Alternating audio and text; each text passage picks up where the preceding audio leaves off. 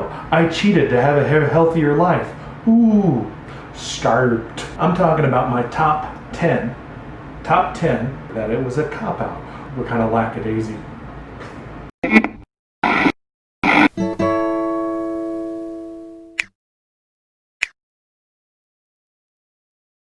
Hey there, what's up? Welcome back to another episode on my channel, and thanks so much for tuning in. Don't forget to subscribe, hit like, comment. Love to hear from you. Always willing to answer questions about the journey and weight loss surgery in general. So please don't hesitate to reach out. So today I'm talking about my top 10 pre-surgery recommendations. And so this video is really focused on people that are considering weight loss surgery. Whether you're a man or a woman, doesn't really matter. And all of these things, I didn't do all of these things before. These are things, some of these things are things that I wish I would have done or would have done more of pre-surgery to get myself ready for this pretty incredible journey that I'm on. And if you haven't recently gotten my stats, please check out my 8-week update and you'll get all informed about the weight that I've lost and everything like that. So tip number 1 is really evaluate why you want to have the surgery. Now, that may seem like, duh, I want to lose weight, but there's more to it than just that. There's always more to it. Are there medical reasons? What are those medical reasons? And is weight loss surgery the only way to deal with those? Examples might be diabetes. And really, weight loss surgery is really the only cure that we have for diabetes.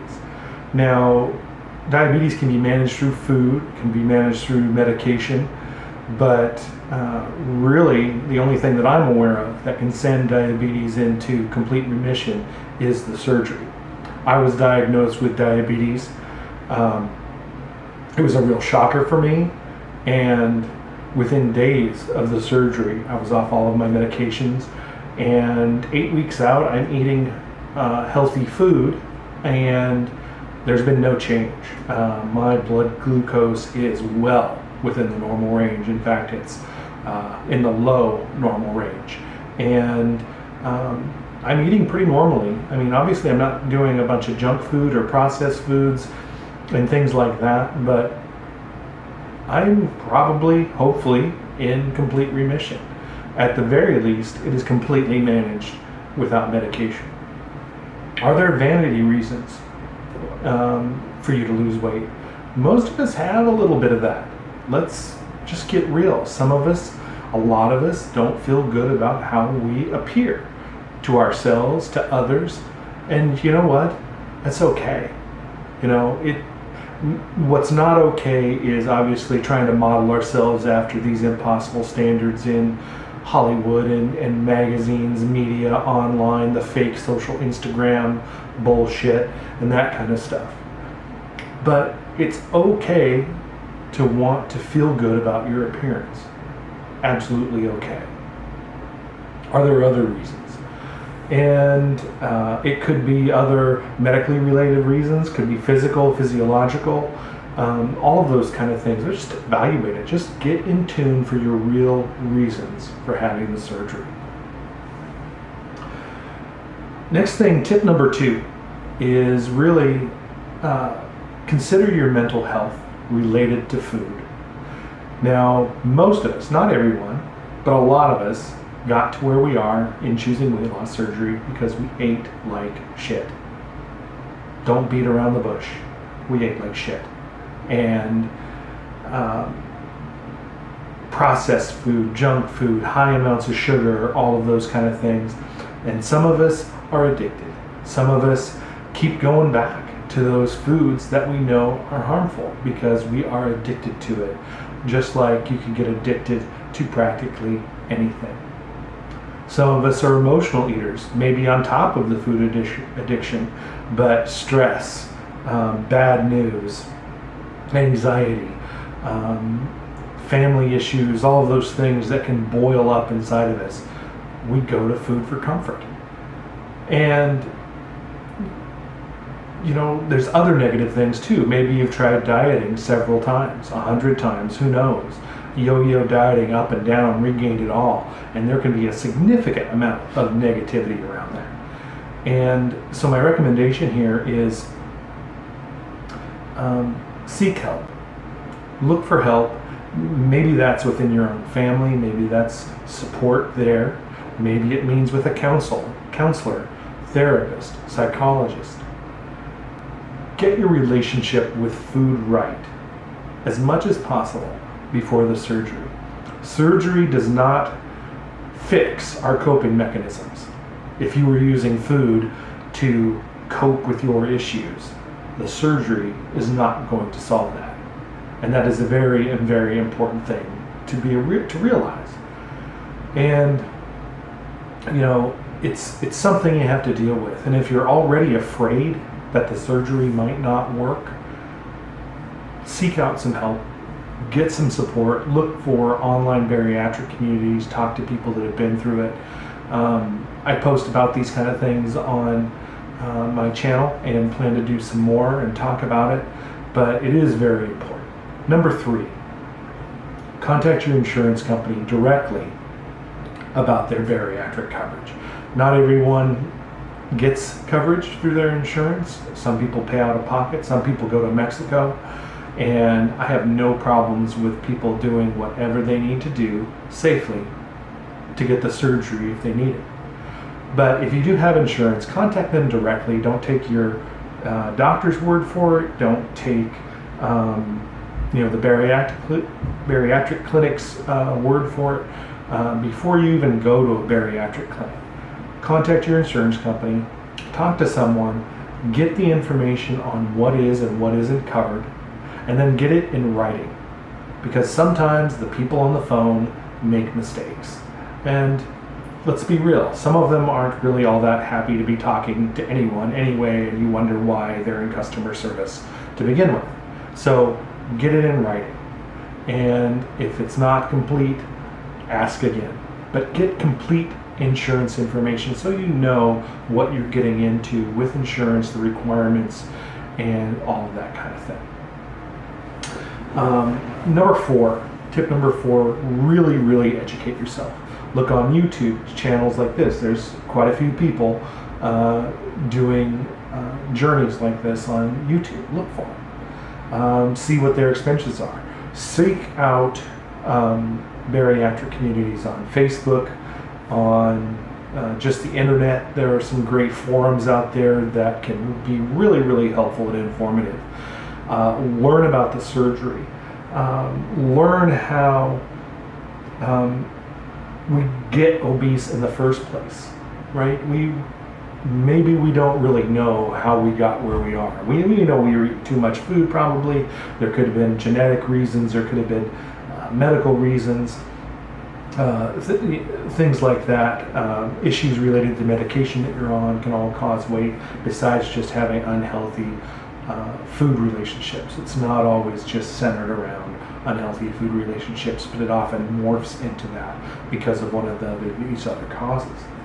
So research the causes of obesity so you know how your body really responds before surgery and after surgery. Learn about the science behind weight loss, why it's so difficult, why there's yo-yo dieting, and just get educated about it. It really helps to kind of form your mind about the path you're on. Number 5, find a good bariatric team. Now, that's not always easy to do. Depending on where you live, there may not be a lot of resources. There may be only one bariatric team in town, and that may be it, and that may be your only option.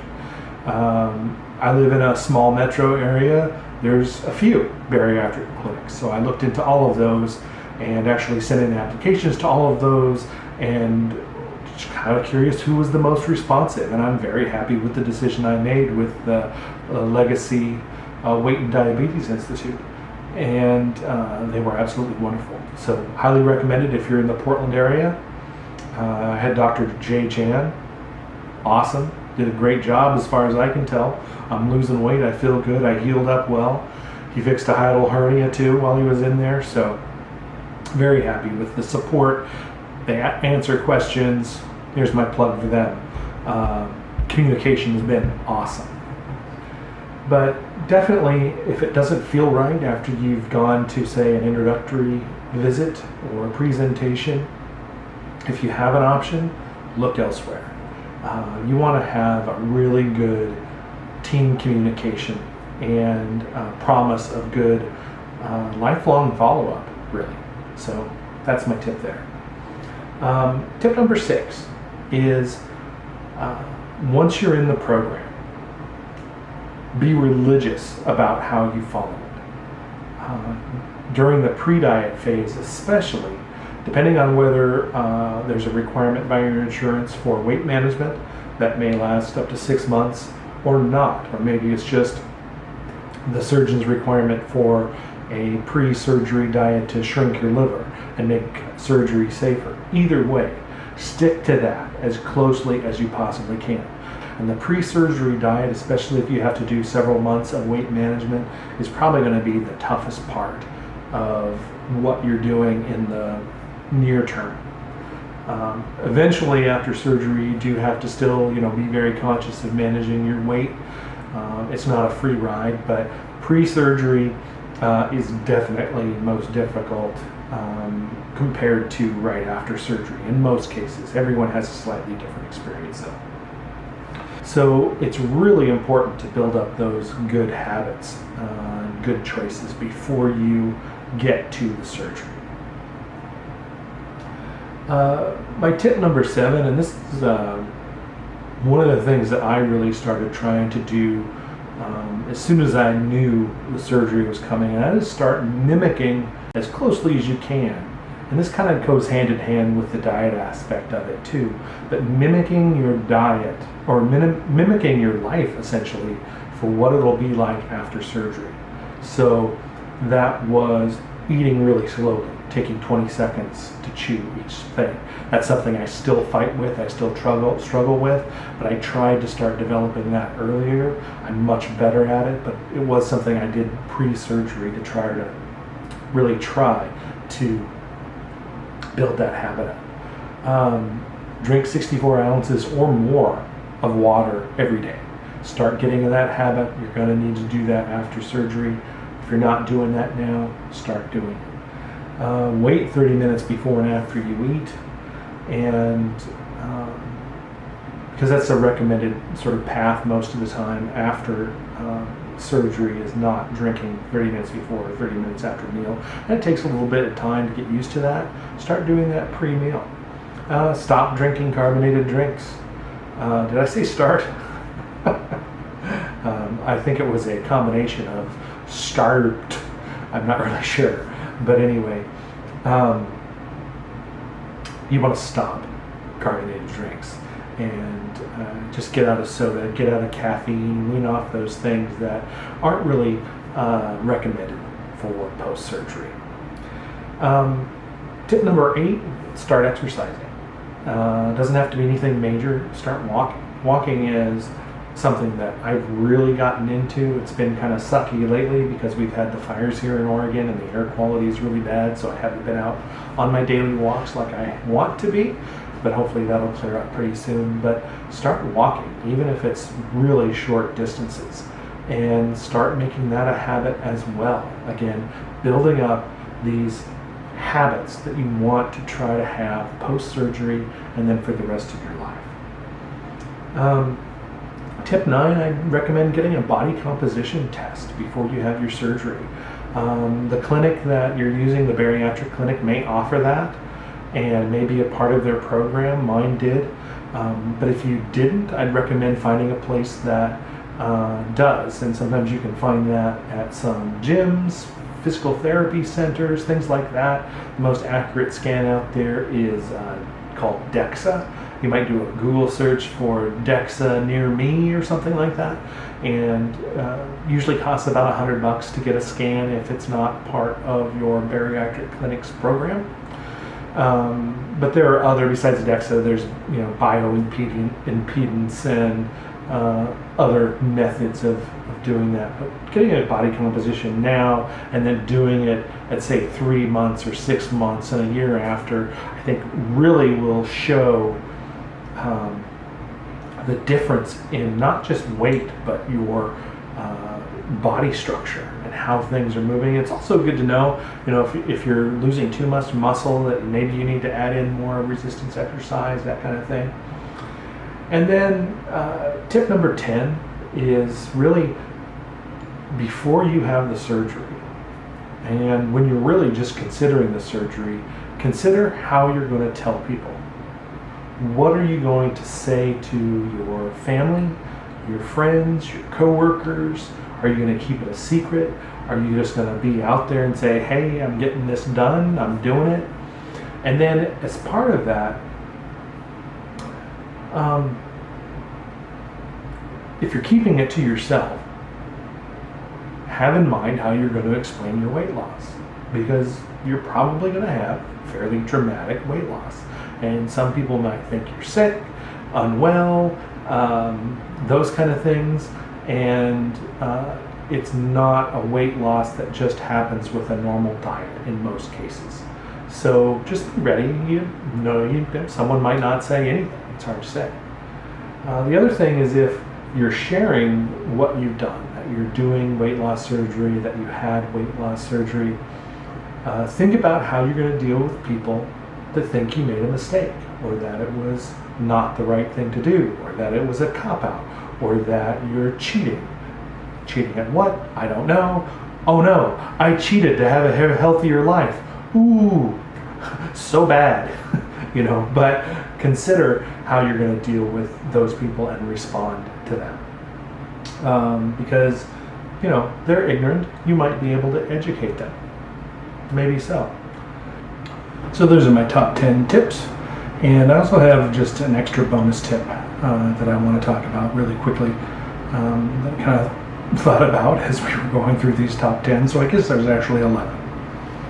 And that 11th tip is be ready for the stall. Be ready for the pause in weight loss. Be ready to hit a plateau early on in your experience after surgery. I've seen complaints from people at 1 week, at 2 weeks, at 3 weeks, at 4 weeks, 2 months, 3 months, 6 months, 12 months. All kinds of people during all phases of post-surgery life reporting that, oh my God, all of a sudden I'm not losing weight. And you have to know that that is part of the process. Your body does not lose weight in a linear fashion. And there are adjustments, there are pauses, there are realignments essentially that are going on inside of your body. You have gone through a major biological change. And even if you hadn't gone through that change, people don't lose weight just in a straight line. And you have to be prepared for that. And it doesn't happen after surgery either. Surgery does not fully guarantee that it's just going to be an easy road to weight loss. You have to be mentally prepared for that. And when the pause does happen, don't freak out. Keep doing the same things you're doing. Stick to your meal plan. Stay in a calorie deficit. Continue your exercise. Do everything you would have if you were not in a stall. If you do this, you'll get through it. You will get through it, and it will be okay. It's okay if you don't lose a pound every week or 10 pounds. It doesn't matter. A 0 pound loss is way better than a gain. And every ounce that you've lost after surgery is a victory. Keep that in mind. Don't go backwards. Don't go off the rails. Don't emotionally eat. You're going to have a stall, and that's okay, and you're going to get through it. Doesn't matter if it's 2 days, 2 weeks, or 2 months, or longer. The stalls can go on for a while. Be ready for it, and be ready to just gut through it and do the right things and choose the right meals. Don't fall off. And that's my tip number 11. So if you have any questions at all, please leave them down in the comments, and I'll definitely answer them. And I really appreciate your time today. And until next time, take care.